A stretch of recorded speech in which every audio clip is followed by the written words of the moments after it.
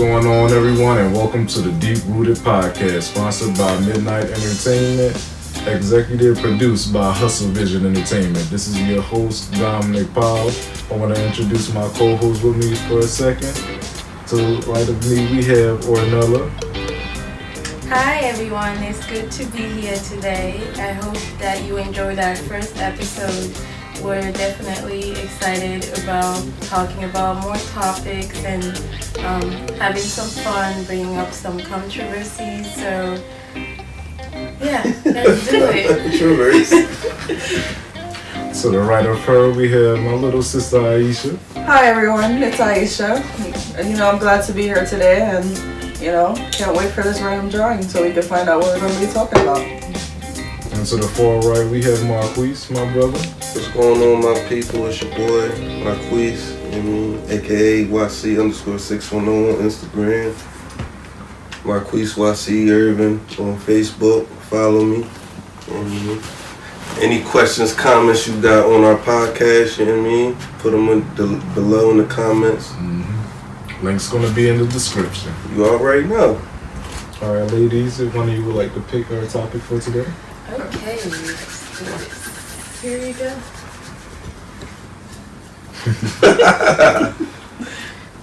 Alright, so today's topic, modern day music and how it is shaping the black community. Oh, okay. That's an interesting one. Yeah. All right, Marquise, would you like to start this off? Oh, man. How is it shaping today's music? Okay. Man, it can go so many levels because just like we can talk about the evolution or de-evolution of music. Yeah. You know what I mean?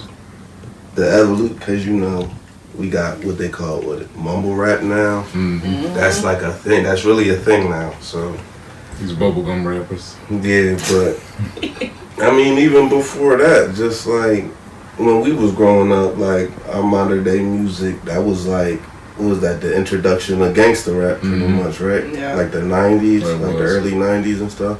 So I believe like all music like has some type of social engineering property to it. Like when it comes to, especially like society, like just look at. You can just look at like how the young girls are when it comes to like the Nicki Minaj's and the Cardi B's.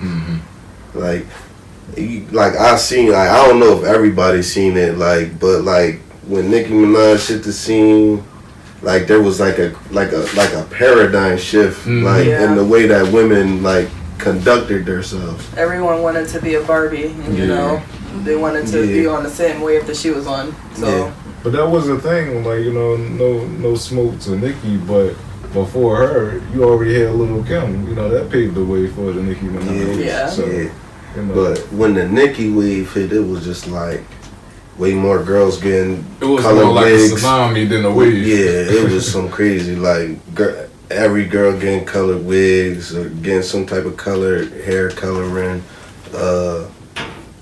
just the makeup, the plastic surgery, the fake boobs and the fake butts, like that shit was like wildfire. That shit was like a California fire, man. How that shit hit, that was crazy. Like I seen so many, like I still like it was crazy. Like I still see some like girls like I seen when that wave hit, like they still be on that type time, like And then like it was like even like when Nicki, like some people say Nicki's wave, fizzled out.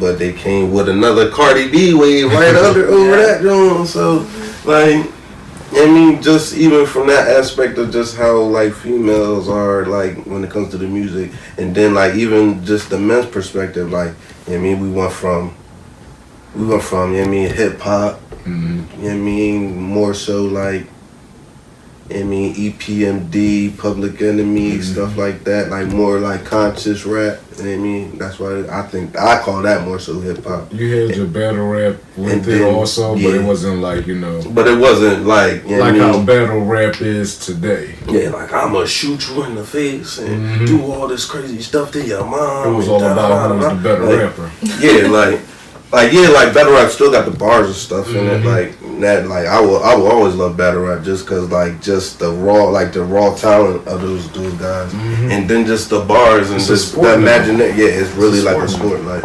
And then imagination that they come like the word, and then they come up with their words and like the wordplay and how they do the stuff. But like that's pretty much what hip hop started on, and then we went to gangster rap, and then you know that came with like the Crips and the Bloods and stuff, and you know that had minimum like that type time. Like I want to sell drugs, I want to be in a gang. Like I'm not cool if I don't smoke weed and shoot people and all that type of stuff. Like that's the mind. Yeah, and that's the mindset that like we grew up like, and like that, like you said, like that's pretty much how like people's engineered to think. Like if you in that environment, like, and that's all you see. You don't see nothing else. Like you don't see the better stuff that's going on in the world. Like or like actually like people come together as families and doing stuff like for communities and things like that. Like, but even with the Crips and the Bloods, like even before like it got to how it is now, that's not how it was. Like that's not what it was made for.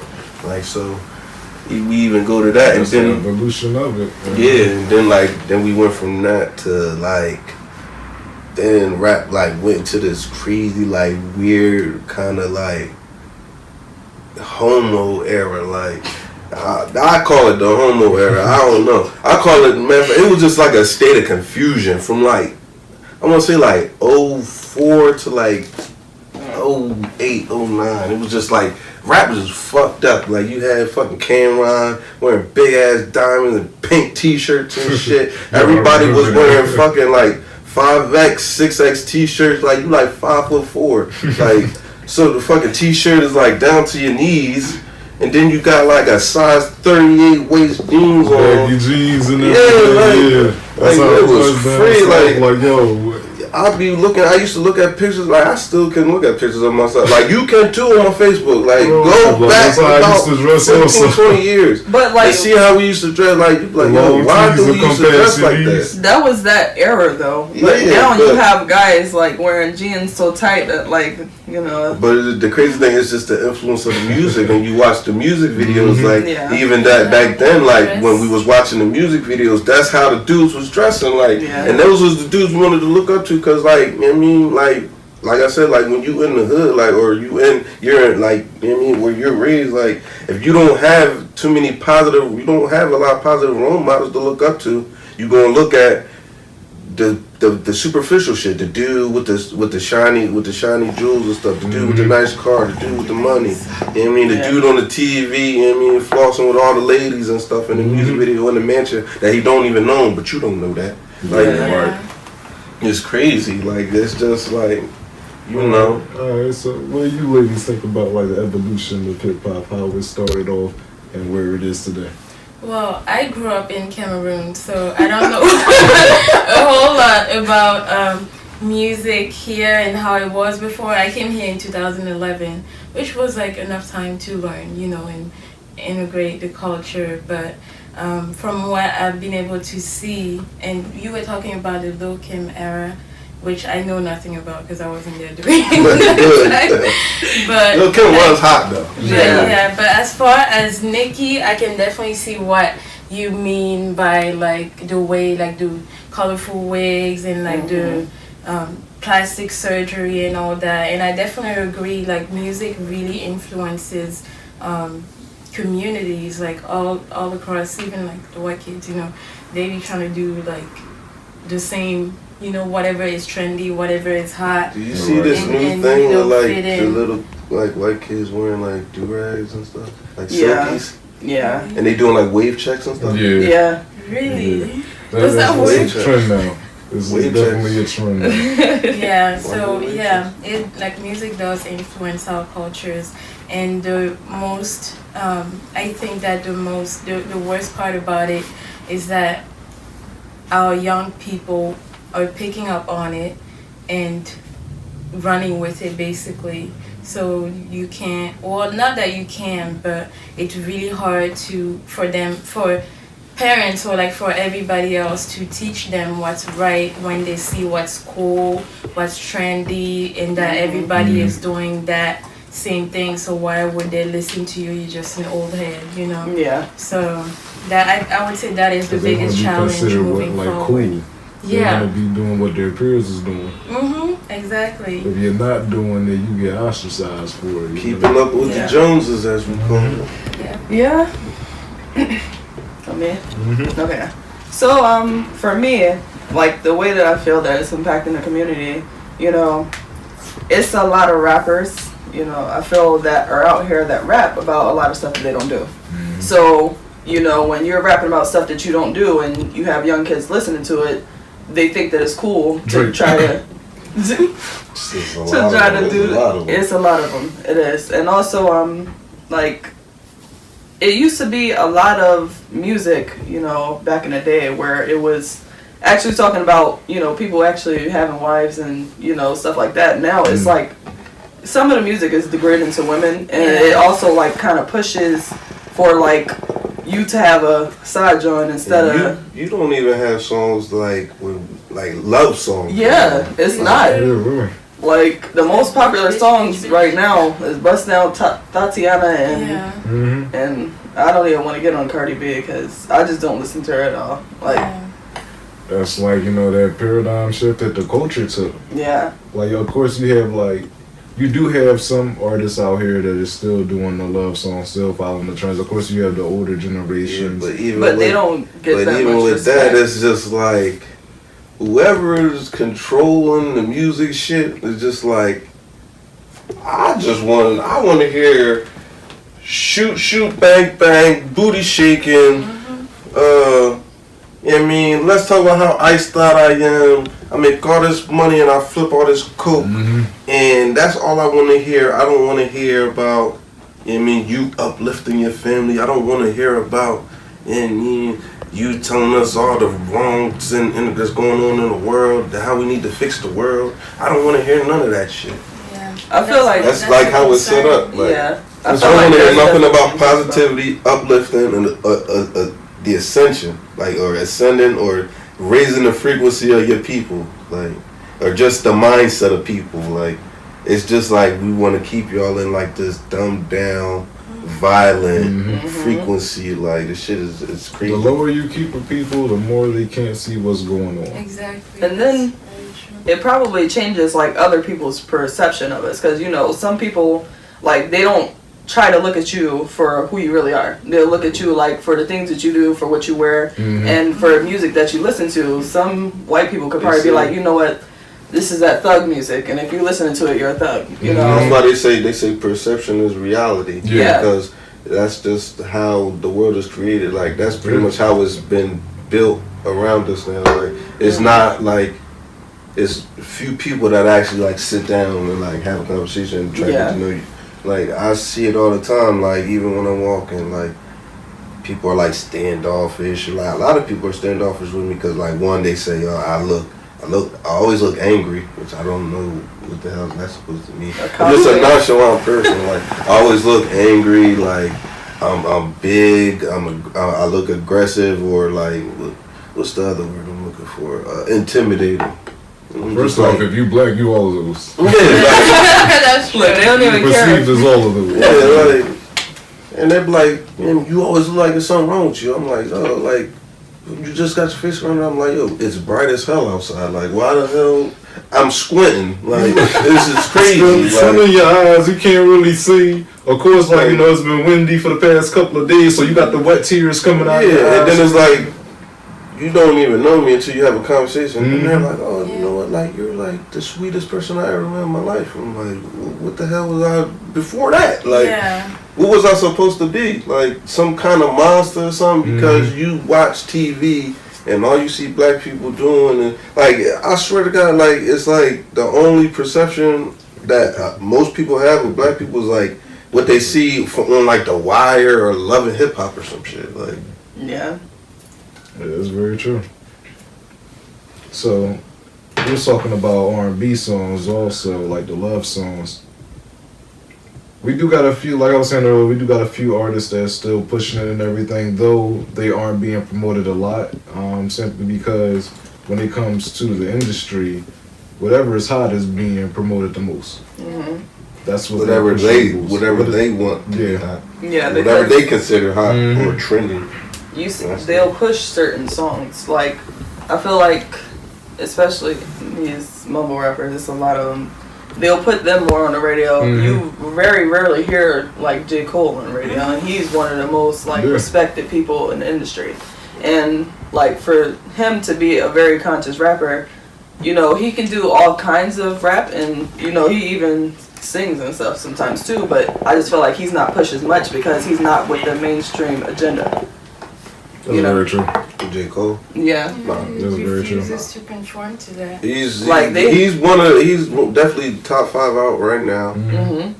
I mean, with his last album, he proved that he can do what today's rappers, like, you know, this younger generation of rappers can do, as well as like, you know, go back to, you know, the generation that we like, you know, the style of music that we like. Yeah. And then the crazy thing, like, he's even done things that, like, the so-called mama rappers haven't done, like, put out an album that went platinum with no features. Two albums went platinum without features.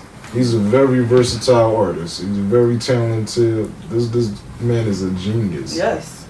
He don't get the credit that he deserves, but then at the same time, J. Cole does what he loves to do. And the people that like J. Cole are the people that relate to him. Yeah.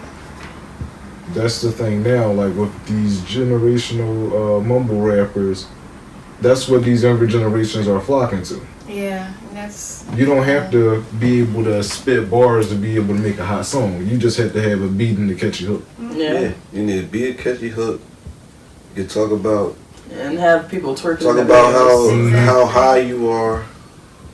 Talk about everything that's superficial, the chains, the rings, you know, the guns. Nah, but like it's even been like a new thing. Like it's been like it went from mumble rap, now it's just like super emo rap. Like all this sad rap songs. Like this. Like I don't think y'all listen. Y'all probably never heard of Juice WRLD, but like Juice WRLD, you got your Juice WRLD. I mean, you could put Lil Uzi in there, the Triple X Temptation, like them type dudes. Well, that's the thing. A lot of these younger people, they're stressed out about a lot that they don't feel they can reach their parents on. You know, that they don't even feel like their friends can understand, because suicide in the black community is high also. Yeah, that's another thing. Like, so they listen to these artists because they have that connection. They feel like these artists get to them. They know what they're going through, that they're speaking to them. But at the same time, like, yeah, it's gotten more depressed. But that's because it's a generation of rappers and stuff. It's a level of disassociation going on. Like, but that's what happens. Everybody's in their phones now. Yeah. Like, it's like a disassociation from like the parents to the children. Like it's a disconnect somewhere. Yeah. Like, and the phones, like, yeah, we can blame the phones because, like, I swear that's like one of the only punishments I hear now. Like, is either like no phone or no game. Like, and then like I remember I didn't used to care about that. Like, I would rather you be like, you know what I mean? You're not going outside. No game. Like, no game, you can go outside. But like, if you you can't take the game away from us. That's the end of the world. Nah, you're like, no game. I was outside. Yeah, I was an outside kid. Like, yeah, but temper tantrum. Yeah, so like, even if I was on punishment, it would be like no outside. I would still like play video games and stuff. Yeah. But if I would be pissed if I couldn't go outside. So. We stayed outside also. We had a lot of friends on the block and stuff. We had a lot of friends that became adopted children from my mother. Yeah. Like, our mother was their mother. So our house was always the chill spot. They'd come over to eat and everything and play around, especially if we're having like a family get together. They'd come over. So we was like, that was our fun time. Yeah, like us not being able to go outside, we was like, dang, because then they outside waiting on us, like, you know, can Dom come out, can Aisha come out, can Fred, Vaughn come out. No, it'll be embarrassing. They're grounded. You be waiting at the door trying to listen to what she gonna say. She be like, no, they're grounded. Be like, nowadays it's just through text group chats and everything. And I feel bad. Like I almost feel bad for parents because how do you parent this generation? I feel like it's really like it's getting harder. Like, am I the only one? But that's why a lot of the younger generation are so pinned up, like, you know, are so focused on music because they're in their phones. Like, a lot of children have been given these devices at a very early age. They know how to, you know, pilot it better than like we do. So they're already listening to this type of music. They're already, because the even crazier thing is, a lot of the parents is the ones that's putting them onto these devices because it's just like, oh, I don't want you to bother me. Here, take this phone. Yeah. Wow. You know, or I don't want you messing with me, so I'm gonna buy you this Xbox. And like, I'm not going to raise you or be your parent or teach you or guide you the way that I'm supposed to. So I'm gonna let you watch this. I'm gonna let you watch this TV. Yeah, I'm gonna let you watch this TV. So you can watch how they. You can emulate these people on TV. You can go to school and get bullied or whatever, learn whatever. Like I'm gonna let that teach you and guide you and teach you about life. I'm not gonna teach you about life myself. Like that's something that we definitely need to start getting the reins on, and start educating people on also, because it's showing through the course of our generations that, and it's funny too, because the generations that grew up on the Frank B. Beverleys and everything, they're more like the generations that stay together longer. They're more the generations, they have their own values. And then we have the next generations that's more on rap and everything. Cool Mo D, that's like, you know, about being hip and fly. About like, you know, my style is better than yours. Big Daddy Kane. And then we have another generation, like, you know, about 50 Cent. Well, before then, Biggie, Tupac, Nas, Big Pun, you know. Then that's when you start hearing, oh, the bitches and who, me and my it started changing up. Like that's when all that hit. Like that's when it hit right there. Queen. That was about, you know, calling women these terms and stuff, derogatory terms, degrading them and stuff, devaluing them. Yeah, that's exactly when it hit. I think we're going to be able to go back into a generation where we're more in tune. We're already seeing it now. We're actually having more generational music that is more supporting of the black community, that's more supporting of, you know, teaching people how to be a king or showing off their pride and stuff, that you're a king, you're a queen, like your skin is beautiful and everything. And we do have people that's coming around to that, that's more, that's taking more to that. So I think it's going to be another shift in the music industry, but we as the people, we actually need to help with that push. We actually need to support more of that music rather than the music that's out here now. We have way more control over the music industry than we actually think we do. Especially because we're the buying power. Yeah, especially if like you're not dealing with streaming sites. Like, what if we went back to like people like, I mean, buying CDs and stuff? Like, matter of fact, not even that. Like, you don't even gotta do that now, cause now rappers and entertainers are so big they can literally make their own websites and sell their albums on their own websites. For a certain amount of money. And then if you got your core fan base, like you're gonna make money. Period. Like, oh, I'm not going to put my stuff on iTunes no more. Come to my website and you can buy this album, digital download, for $11.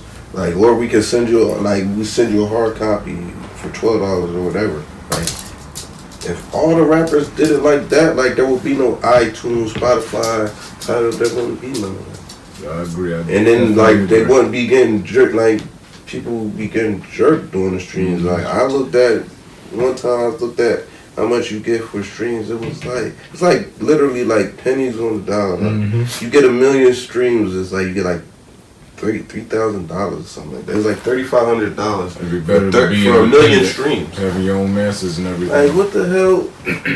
But like, I just bust my ass to get 1 million views just to get $3,500. All right, everyone, we're going to take a quick 5. We'll be back with you in a second.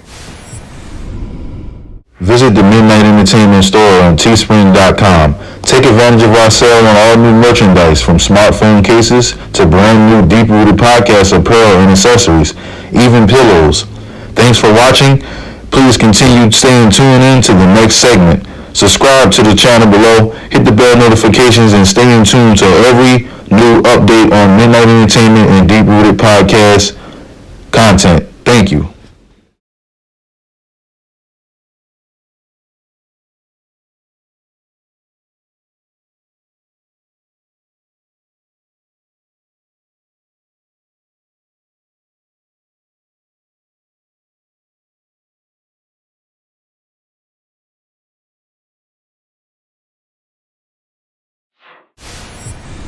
Welcome back, everybody. We hope you enjoyed our first topic. Please let us know your thoughts, your comments, what you liked, what you didn't like about the first topic. We want to hear from you. So feel free to use the Anchor app. What is it called? The call-in feature. The call-in feature on the Anchor app to let us know. Or if you're watching us on YouTube, feel free to comment, like, share, subscribe. And next we're gonna pick another topic to talk about. So okay, let's see. Drum roll, please. I wonder where we going now. Oh, these are stuck. Okay. Being labeled as a strong black woman. All right, you guys. First, we're gonna start off with the ladies. So yeah. So. I mean, I'm not labeled as a strong black woman. Okay, so I'll start it off with this one. Okay. So being labeled as a strong black woman, it could be like, for me, I feel like that's actually a compliment. But I mean, some people kind of perceive it as a threat, you know, because when people think about a strong black woman, they think, okay, you don't need help, you're too dependent, And that's not really the case. I mean, strong black women know how to be submissive too, but it's just like when you're goal oriented and you know exactly what you want in life and you know exactly how you plan to tackle it. Some people kind of perceive that as you being too, what's the word I'm looking for? High strung. High strung, stuck up, and also, Picky. yeah, it's a whole bunch of stuff,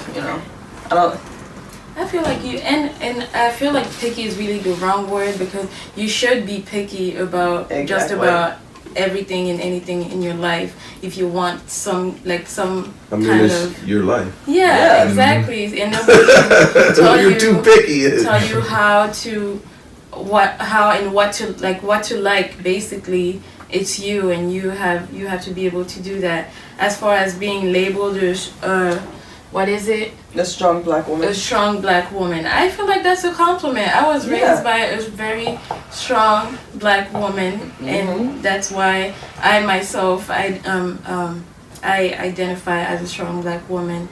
But I also feel like to a lot of people it's threatening, and also to our men, unfortunately. But we'll work on that. Being a strong black woman also doesn't mean that you don't need help. You want, especially in a relationship, you want your partner to, feed off of that, or like you want to feed off of each other and push each other to the top. So, I believe that it is actually a compliment. Yeah, for sure. Like for me, I feel like it's been looked at in the wrong way, because I remember it was a video. What was the guy's name? He was off of Love and Hip Hop. No, he was. But I don't think those are like the best models. Okay, it's not the best model, but the thing is, like, I remember I was looking at the video and he was like, if you're a strong black woman, and you so independent, then you don't need me. You can pay your own bills. You can he was like, you can fuck yourself. And it was like just a whole bunch of stuff, and I just was like, wow, all of that because this isn't somebody that has their hand out to you, and somebody that you can basically take care of and mold into what you want. Yeah. I mean, some men like that though. Like some men actually like look for that in women. Like, like they really just like predators. Like like preying on weaker women, like. But that's the thing, you're preying on weak women. So like that's should the say thing something right about there. you. Like, Yeah. What you say? Exactly. So there's a misinterpretation about strong black women that, you know, they don't need you. They could do everything themselves. But the thing is, they want you. Yeah. And you would have to be a strong black man to be able to deal with that strong black man. Exactly. Yeah. Because like, there is power in submission. It is. That's what people don't understand. Everybody wants like women to be submissive to them, but that's the thing. There is power in submission. You know how strong a woman have to be like, baby, you got it, do your thing. When she can do that herself, Yeah. she's giving you the power. Yeah. Yeah. It says something about like you as a man when you like, for example, are involved with a strong woman, and I'm not saying that there's certain things that you shouldn't complain about in a relationship, because everybody, when you come together, there's always going to be stuff that you bump heads about. everybody has their preferences. Yeah. But as far as like the strong woman stereotype that we see out here, like the negative connotation that is with that, I understand where it's coming from, because we as black women were basically at the bottom of the food chain. You know, it was like black women, then and correct me if I'm wrong, black men, then white women, then white men. You know, so now that we're actually coming up and we're demanding respect and our voices to be heard, people don't like that, you know, and that's why it's creating all of that. But you want, like, I feel like as a black man, you would want your child to be raised by a strong woman, by a strong black woman, like a woman that you can actually, like, that you would want your daughter to be in the future. So That's correct. if you want to be with like a woman who's like, I don't want to say like what's the word? Weak. Yeah, like I don't want to say that, but like if you is that what you would want your daughter to be, and would you want your daughter to be with a man like you who, I don't know, like treats his mother a certain way? I feel like it's kind of a double-edged sword. I don't know. Yeah, especially like now that we're in the day and age where like it's a lot of black women that are going, and you know it's a high rise in the black women who have degrees, and black women, especially in the medical field. You know, the black women are actually taking over in the medical field, and also and also different areas as well. Like it was a woman, I think she was, what was it, a nanoscientist or something like that, the first ever. I'll have to look into that again, but.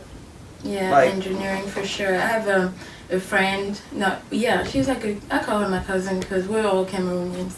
So, like when she first came here, she was she wanted to study engineering, and I'm not sure like where she's working in the field right now. But she graduated. She got her master's degree in engineering, and my little sister actually wants to study chemical engineering, and I'm all for it, very supportive of it. That's wonderful. Yeah. All right, so guys, how are you feeling about this topic? I mean, strong black. What is it? What is to be labeled as a strong black? Yeah, being labeled as a strong black I woman. mean, it's definitely a gift and a curse. I would agree with that. Yeah. It's a gift and a curse. Just cause like you wanna be considered a strong person, but you don't want to be so strong that it makes people standoffish towards you. Yeah. That's usually the case. Also, like a lot of us, we see a strong black woman, and you think like, you know, she feels that she's too good for us. Yeah, but one thing about men though. It could be like they're so used to, I don't want to say weak women, but like I guess A certain type of woman. Yeah, a certain type of woman that's not a more assertive woman. They're not used to women being more assertive, and they don't like it, so they're like, I'm out. Like, I'm not gonna deal with her. Like, I don't need to deal with that. Like, that was that feeling of intimidation that we spoke on earlier. So yeah. Of course. So like, there's a lot of men like that. Like, and then like the funny thing about that, like, if you're a real man, and like, even if you run into like a woman like that, if you're a man and you are assertive, like, she will submit to you, like, period. Like, so I don't, like, it's just like, that's like the whole gift and the curse thing. Like, but like, I don't think I love strong black women. Like, I wouldn't even want to be with a black woman if I didn't consider her strong enough to deal with me, because I got my issues. Like, so I'm gonna need you to be. We both need to be here for each other for the long haul. Like, and if you not here, like, I don't even want to deal with you. Like, because that's the thing, like, brother to brother, like, I would ask you this. When you see, or if you're approached or you approach a strong black woman, and you realize the ambition that she has, the goals that she has, and the projections that she see herself in life, wouldn't that make you want to be a better man? absolutely. Absolutely. You wanna you're supposed to want better for yourself, and then once you're with your significant other and she has that same drive that you have, and she wants better for yourself, not only for herself but for you too, and she wants to build with you, like, that's like the greatest thing in the world. Like, you can never go wrong with finding somebody like that. Like, I've always believed in that, like, and I almost feel corny for like speaking that up, because I feel like it's not even like, it's not the vibe of this generation, you know. It's it's about like what you have, what you can give me, and stuff. And I've never been like that. Let's start making it the vibe. Yeah, exactly. Let's change that, because I've always believed that as long as you're together, you have mutual respect, and you know both of you know what you want as individuals separately, you can bring it together and make it and build something bigger. Exactly. So that's where and then like a lot of people, they don't have the perception of like everything. Like, it's bigger than you. It's not just about you. It's a bigger, super duper big picture, depending on the bubble that you live in. Like, you might have, you know what I mean, just a bubble that surrounds you. Some people got bubbles that cover the whole universe, and that's just how they see things. So, like, it all depends on that, too.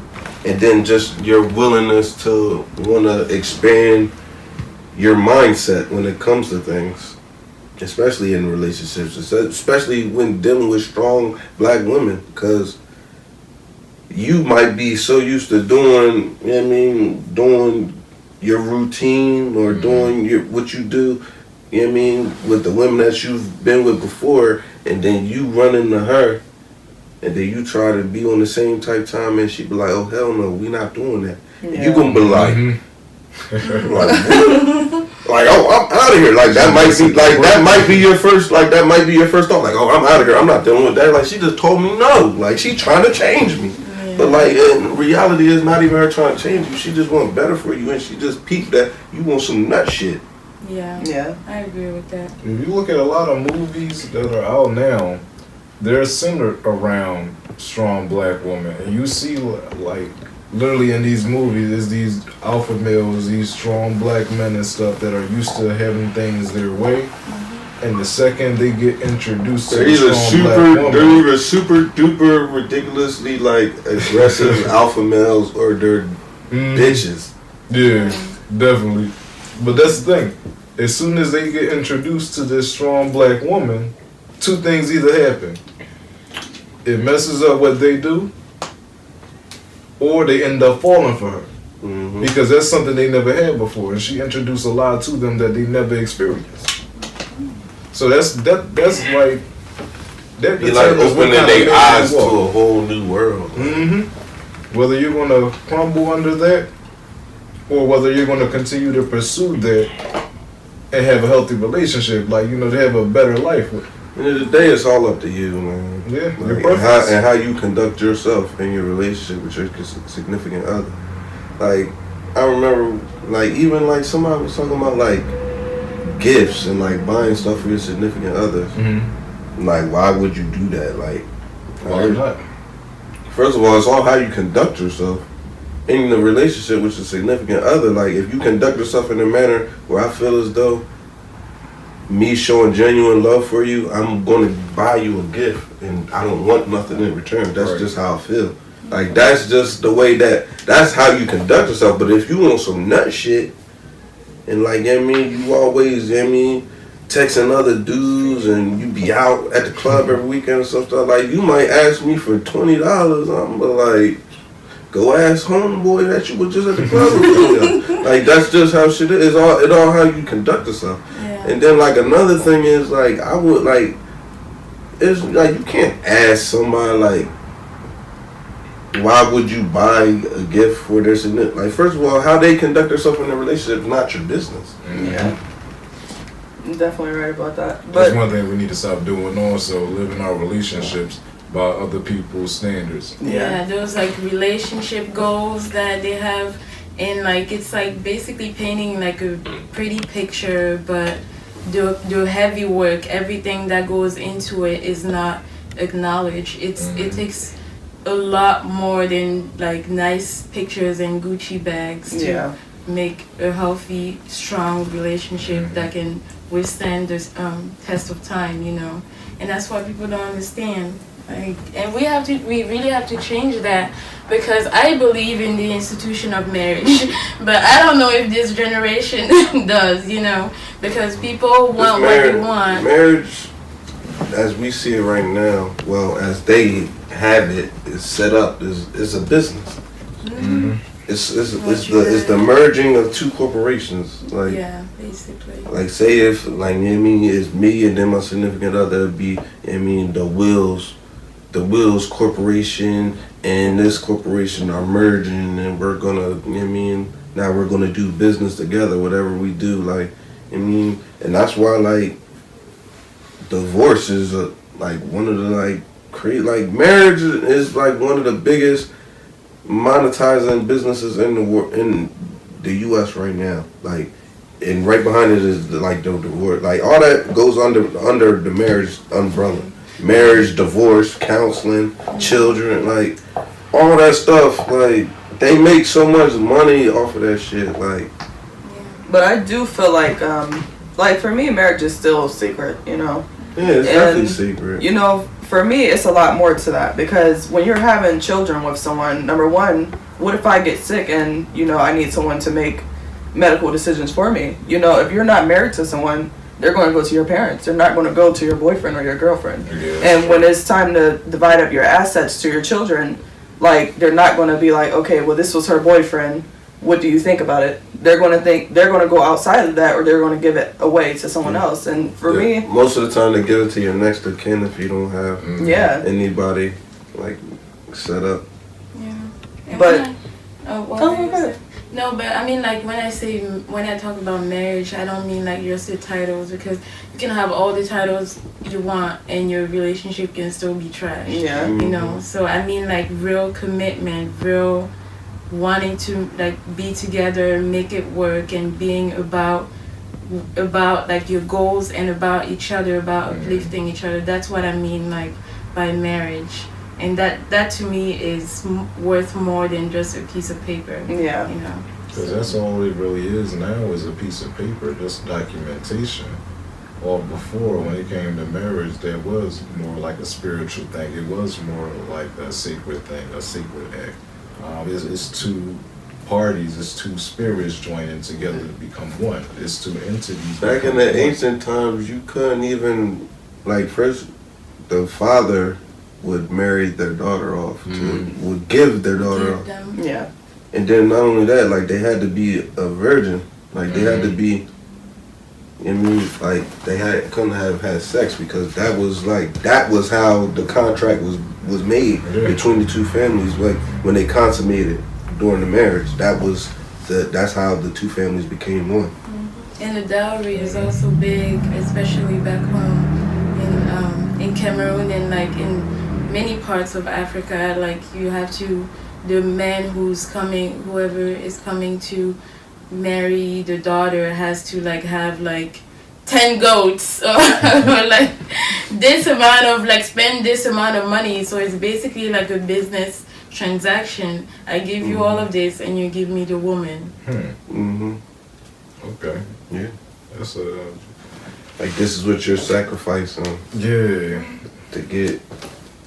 That's something else that is like still going on today. But what we would like to ask all of our viewers, all of our listeners, when it comes to marriage, when it comes to what a strong black woman is, what are your perception on it? I want to know what y'all think. Yeah, please tell us. We want to call in, comment in the comment section below. Like and subscribe. Do all that stuff, all that good stuff. Talk amongst yourselves, share with your friends, all that good stuff. Let's build this community together. But thank you for listening to Deep Rooted again. This is your Cass saying peace and love. Alright guys, what's up? Deep Rooted Podcast. I'm Tony the Don, CEO of Hustle Vision Entertainment, also executive producer for the Deep Rooted Podcast. Welcome to the Midnight. You probably won't see me that much because I'm behind the camera and also doing the sound and the editing. But at this time, we want to urge you to please give us a consideration to check out our donations feature, the support feature that Anchor allows us for you guys to give us some support. We're trying to grow the community of the podcast and also help the podcast, just grow more financially. And that's why we say helping out with black economics. But, whatever content to you, whatever contributions you feel like you should give, we appreciate all. And also feel free to check out the link, which is in the podcast description, and also the YouTube description if you're watching us on YouTube, so you guys can check out all of the new merchandise. Midnight Entertainment shirts, King-ish, Queen-ish, and also another Midnight Entertainment in various colors. Like I said before, thanks for watching the Deep Rooted Podcast. The link to the merchandise is in the Teespring down below. And stay tuned next week for another awesome episode.